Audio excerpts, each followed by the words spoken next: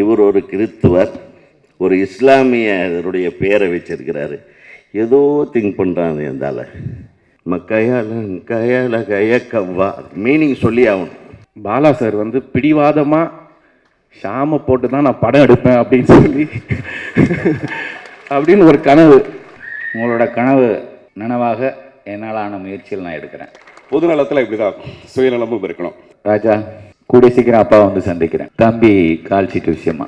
அந்த மாதிரி நான் என்ன நினைக்கிறேன்னா, இவரை இசையால் அசத்துற இவரை வந்து இசைய தளபதி அப்படின்னு ஒரு பாராட்டை கொடுக்கலாம், ஒரு பட்டத்தை கொடுக்கலாம்னு நான் நினைக்கிறேன். ஆனால் அவர் மட்டும் ஏன் இப்படி முறைச்சிட்டு நிற்கிறாருன்னு தெரியல. பேனரில் ட்ரெண்டு திரும்புது நினைக்கிறேன். சப்பி சப்பியாக இப்போ ஹீரோயின்ஸை இன்ட்ரடியூஸ் பண்ணுறாங்க. நான் சப்பியாக வந்தால் அப்புறம் அடுத்தது அரசியலுக்கு வருவாங்க. என்னப்பா சிரிக்கவே மாட்டேன்றீங்க?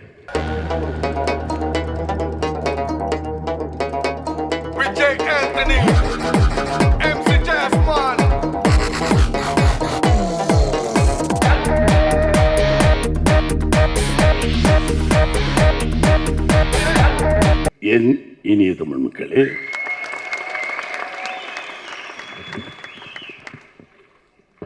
அதே சத்யம் தியேட்டர், அதே நுழைவாயில், அதே பலூன்கள், பைட்ஸ் எடுக்க 10 பேர், அதே ஃப்ளாஷ் லைட்ஸ், அதே மேடை, அதே போல் 30 பேர், அதே சிக்கல் சுந்தரம், நிக்கில், அதே ரம்யா, அதே மைக், அதே பாரதி ராஜா, அதே இனிய தமிழ் மக்கள். எவ்வளவுதான் ஏதோ 4 பேர் பேசலாம், 2 பேர் பேசலாம். கிட்டத்தட்ட 2.5 மணி நேரம் ஒரு மனிதன் உட்காரணும். ஒரு விழா, சம்பிரதாயம், சடங்கு, உண்மை. ஆனால் இது நான் பேசுவதாக இல்லாமல் இருந்தேன். இருந்தாலும் பிள்ளையை பெற்றுட்டேன், வாக்கப்பட்டு போச்சு. வாக்கப்பட்டு போன இடத்துல விஜயாண்டனி மட்டுமே பேசுகிறாங்க, என் பிள்ளையை பற்றி பேசலை. ஆகினால நான் விஜய் ஆண்டனி பேசுவேன், அதுக்கு முன்னாடி என் பிள்ளையை பற்றி பேசி ஆகணும். கை கட்டி நின்றுப்போம், நீங்கள் பார்த்துருப்பீங்க. இன்ன வரைக்கும் எடுக்கவே இல்லாத ஒரு 12 வருஷத்துக்கு முன்னாடி என்கிட்ட வந்து எப்படி நின்னானோ இன்னைக்கு வரைக்கும் அந்த கையை எடுக்கல. பணிவனுடைய உச்சம், பணி செய்வதில் அவனை போல நிறையா இருந்திருக்காங்க. என்கிட்ட எவ்வளோ அசிஸ்டன்ஸ் போயிருக்காங்க, வந்திருக்காங்க. சளைக்காமல், என்னை பற்றி புறம் பேசாமல், நான் எது செய்தாலும் சரி என்று ஒத்துக்கொண்டு, நான் அப்டேட்டில் இல்லை என்பதை கூட சில நேரம் சுட்டி காட்டி ஈவன் டெக்னிக்கலாக அட்வான்ஸாக செய்வோம். சச் எ கிரேட் ஃபெலோ, நல்ல பையன். ஏதோ சும்மா இந்த மேடை, ஏன்னா இந்த மேடையில் பொய் பேசணுமே, அதுக்காண்டி மைக்கை நான் பிடிக்க மாட்டேன். இந்த மைக்கில் நான் உண்மை பேசுனதுனால மைக்கை பிடிச்சேன். அற்புதமான டெக்னீஷியன். இதற்கு முன்னால் 2 முறை அவனுக்கு வாய்ப்பு வந்தது. என் சுயநலம் கருதியே போகாடா பிடிச்சி வச்சேன். இந்த ஒன்றுக்கு மட்டும்தான் அவனை விட்டேன். Such a great technician, great human soul. எனக்கு இன்னும் ஒரே ஆச்சரியம்னா, ஆக்ஷன் த்ரில்லர்லாம் ரொம்ப அழகாக பண்ணுவான். இந்த ரொமான்டிக் வருமாடா உனக்குன்னு கேட்டேன். என்ன காதலிச்சு பாடுறான்னு சொல்லி 5 வருஷமாக போகிறான்னு மாட்டேன்ட்டான். நான் சொன்னேன், யாரையாவது லவ் பண்ணி தோடாங்க. அவன் பொம்பளை பக்கமே திரும்ப மாட்டான். எனக்கு கோவம். சீரியல் கொடுத்து பார்த்தேன், படம் கொடுத்து பார்த்தேன். எந்த ஹீரோயின்னு கிட்ட ஹீரோயின்கிட்ட கூட இப்படி புஷ்ஷுன்னு கோச்சு போயிடுவான். அப்பேற்பட்டவங்க லவ் சீனை பாட்டை பிச்சு எடுத்துருக்காங்க. ஆச்சரியம், எப்படி தான் அப்போ உள்ளே ஏதோ வச்சுருக்கான் போட்டு. ஸோ நல்ல பிள்ளை, நல்ல டெக்னீஷியன், நல்ல காம்பினேஷன். எல்லாருமே விஜய் ஆண்டனி நல்லவர், வல்லவர்னு ரொம்ப வாழ்த்தி தான் பேசுகிறாங்க. ஆனால் அவர் மட்டும் ஏன் இப்படி முறைச்சிட்டு நிற்கிறாருன்னு தெரியல. பேனரில் இந்த முறைப்பும் இந்த கம்பீரமும் படத்தில் இருக்கும்னு நம்புகிறேன். அவருக்கு என்னுடைய வாழ்த்துக்கள். நிர்மல்குமார் அவர்களுக்கும் என்னுடைய வாழ்த்துக்கள். குறிப்பாக சினிமோட்டோகிராஃபர், ஆர்ட் டைரக்டர் எல்லாருக்கும் என்னுடைய வாழ்த்துக்கள். அப்புறம் ஷாம், பாலா சார் வந்து பிடிவாதமாக ஷாமை போட்டு தான் நான் படம் எடுப்பேன் அப்படின்னு சொல்லி அப்படின்னு ஒரு கனவு. அப்படியே திருப்பி தூங்குறேன். அந்த கனவை திருப்பி இது பண்ணலாமா, ரீகலெக்ட் பண்ணலாமான்ட்டு. ஏன்னா பாலா சாரோட நடிக்கணுங்கிறது எல்லா நடிகனுக்கும் ஒரு கனவாக இருக்குது. அந்த கனவு இன்னைக்கு காலையில் வந்திருக்கு. அதே மாதிரி இன்னைக்கு பாலா சார் காலையில் பார்க்குறேன். உங்களோட கனவு நனவாக என்னால் ஆன முயற்சியில் நான் எடுக்கிறேன். ஏன்னா இந்த 6 மெழுகுவர்த்திகள் அந்த படம் பார்க்க தவறிட்டேனே தவிர, அதுக்காக அந்த பையன் எடுத்துக்கிட்ட ஸ்ட்ரெயின், இந்த கண் வீங்கி போய் இந்த ரொம்ப கொடுமையாக இருந்துச்சு பார்க்குறதுக்கு. அப்படிப்பட்ட டெடிக்கேட்டடான படத்துக்காக கடுமையாக உழைக்கிற ஆர்டிஸ்ட்டுகளில் தான் நான் ஒர்க் பண்ணுறதுக்கு நான் ஆசைப்படுவேன். சும்மா ஏனோ தானோன்னு வந்துட்டு ஆட்டம் பாட்டம் பாடிட்டு போடுற ஆளுகளோடு நான் ஒர்க் பண்ண தயாராக இல்லை. அதில் எத்தனை கோடி வருமானம் வந்தாலும் அதை நான் ஏற்றுக்க மாட்டேன். அதே மாதிரி ராஜா, கூடிய சீக்கிரம் அப்பா வந்து சந்திக்கிறேன், தம்பி கால் சீட்டு விஷயமா. அப்புறம் ஸ்டுடியோ 9 சுரேஷ் பற்றி சொல்லணும். அவனை நீங்கள் வந்து அவன் பேசுகிறேன்னு தப்பாக எடுத்துக்காதீங்க. எனக்கு இந்த சபை நாகரிகம்லாம் தெரியாது. சின்ன பையன், அவன் தான் சொல்லுவேன். அவனை டிஸ்ட்ரிபியூட்டராக பார்த்துருக்கீங்க, ப்ரொடியூசராகவும் பார்த்துட்டீங்க. ஒரு நடிகனாக என்னோடய அடுத்த படத்தில் பார்க்க போகிறீங்க. அவனுக்கும் என்னுடைய வாழ்த்துக்கள். மீண்டும் விஜய் ஆண்டனிக்கு மற்ற தொழில்நுட்ப கலைஞர்கள் எல்லாருக்கும் என்னுடைய வாழ்த்துக்கள். நன்றி, வணக்கம். எங்கள் இன்ஸ்டியூட்டு, எங்கள் தலைவர் பாரதி ராஜா சார் அவர்கள், அவர் இங்கே வந்திருக்கிறதே பெரிய விஷயம். ஏன்னா எல்லாருமே வந்து அவருக்கே அல்வா கொடுக்குறாங்கன்னு நினைக்காதீங்க. நான் அவர்கிட்ட அசிஸ்டண்ட்டாக போய் சேரலை, அவர் தப்பிச்சிட்டாரு. ஏன் சார், இப்போ திரும்பி பழைய ட்ரெண்டு திரும்புது நினைக்கிறேன். சப்பியாக இப்போ ஹீரோயின்ஸை இன்ட்ரடியூஸ் பண்ணுறாங்க. என்னப்பா சிரிக்கவே மாட்டேன்றீங்க? என்ன ஒரு பீரியட் எல்லாம் ஒல்லியாக இருந்தாங்க, ஏன் பாரதி? இப்போ கொஞ்சம் திருப்பி எல்லாம் சப்பியாக வர்றாங்கன்னா சந்தோஷப்படுங்க. ஏன்னா சப்பியாக வந்தால் அப்புறம் அடுத்தது அரசியலுக்கு வருவாங்க. அரைப்படம் எடுக்கிறதுக்குள்ளே ஒவ்வொருத்தரும் பண்ணுற பந்தாவை பார்த்து நானே பார்த்துட்ருக்கேன். நம்ம சினிமா உருப்படாமல் போகிறதுக்கு நிறைய பேர் காரணமாக இருக்காங்க. ஏன்னா கொஞ்சம் ஒரு படம் கொஞ்ச நேரம் ஓடும், ஒரு 2 நாள் சக்ஸஸ்க்கே என்ன ஆட்டம் போடுறானுங்கப்பா. மாற்றிக்கிங்க, தாங்க முடியல. நான் காமெடிக்காகலாம் பேசலை, உண்மையிலும் பேசுகிறேன்.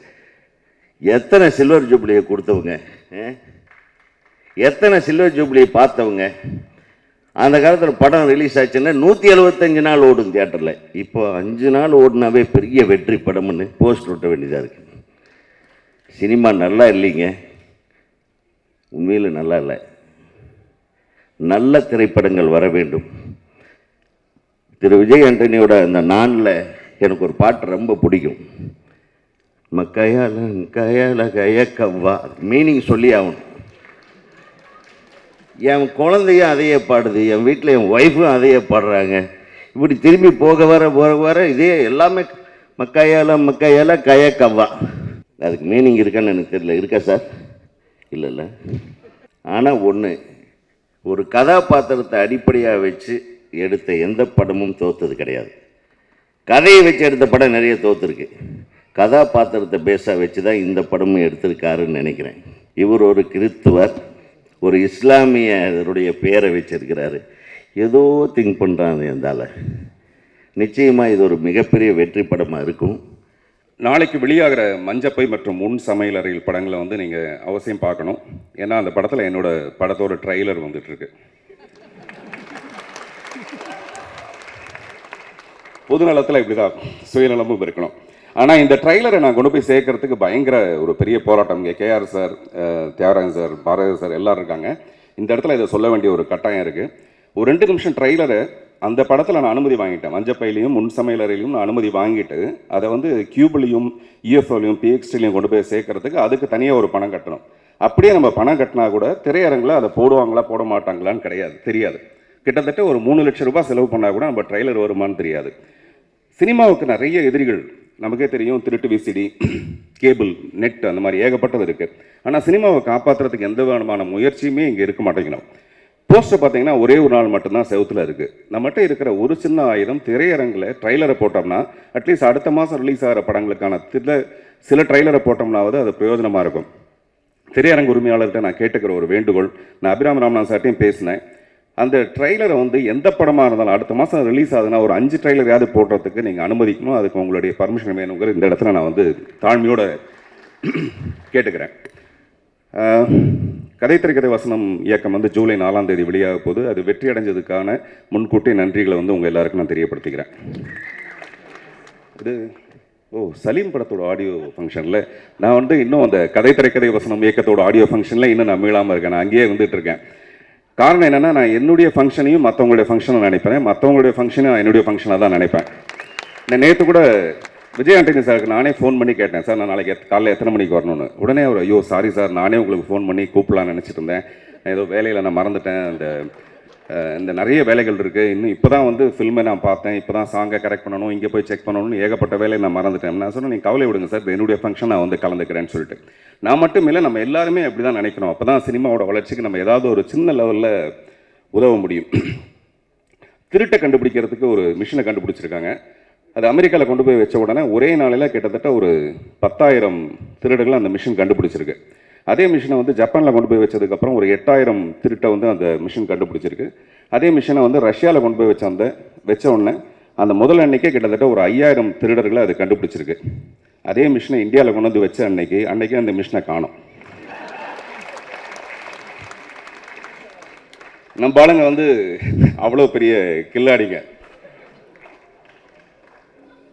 சுத்தியல் வந்து சாவி கிட்ட கேட்டிருக்கு, அது எப்படி பூட்டை உடைக்கிறதுக்கு நான் ரொம்ப கஷ்டப்படுறேன், நீ எப்படி நைஸாக அதை திறந்துடுற அப்படின்ட்டு.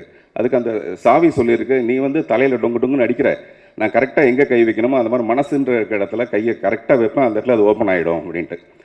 நான் எதுக்காக சொல்லுவேன்னா, ஒரு கீக்கு தெரியும் எங்கே கை வச்சா கரெக்டாக அந்த மனசு திறக்கணும். அந்த மாதிரி விஜய் ஆண்டனிக்கு வந்து நல்லா தெரியும், இந்த கீபோர்டில் இந்த இடத்துல கையை வச்சோம்னா டெஃபினட்டாக இந்த டியூன் ஹிட் ஆகும், மனசை கொள்ளையடிக்கலான்னு அவருக்கு நல்லா தெரியும்.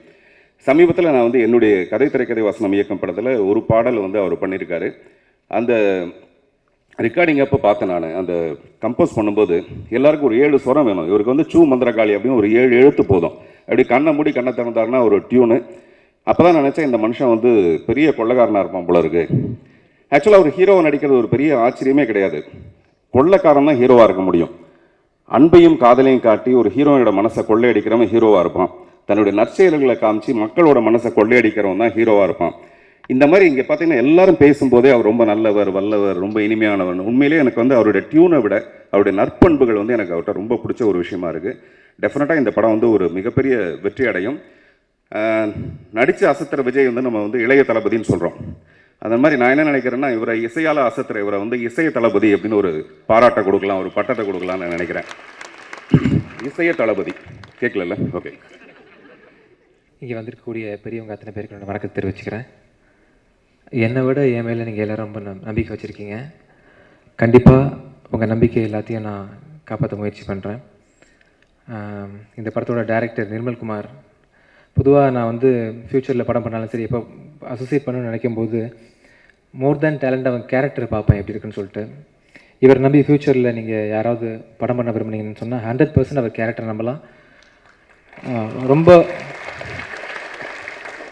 ரொம்ப ரொம்ப நல்ல ஒரு டைப் அவர். அதனால தான் பாரதிராஜா சார் கூட வந்து அவர் 12 வருஷம் ட்ராவல் ஆக முடிஞ்சது.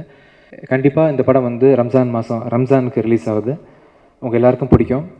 இன்றைக்கி ஸ்டேஜில் நான் வந்து ஒரு ஹீரோவாக பேசிகிட்டு இருக்கேன். ஆல்ரெடி நான் மியூசிக் பண்ணியிருந்தா கூட முதல் படம்ன்றது எல்லா ஆக்டருக்கும் லைஃப்பில் முக்கியமான விஷயம். அது சரியாக லான்ச் ஆனால் தான் அதுக்கப்புறம் வந்து நிறைய பேச முடியும். அதுக்கெல்லாம் காரணமாக அமைஞ்ச என்னோடய டைரக்டர் ஃப்ரெண்டு ஜீவா சங்கருக்கு ஒரு நன்றி சொல்லிக்கிறேன். சலீம் அப்படின்னு வச்ச உடனே எல்லாரும் சீக்குவலாக இதுவான்னு பல விஷயங்களுக்கு காரணமாக அந்த படம் நீங்கள் பண்ணி கொடுத்தீங்க. சலீம் சீக்குவலாக இல்லைன்றது நீங்கள் படம் பார்க்கும்போது தெரியும்.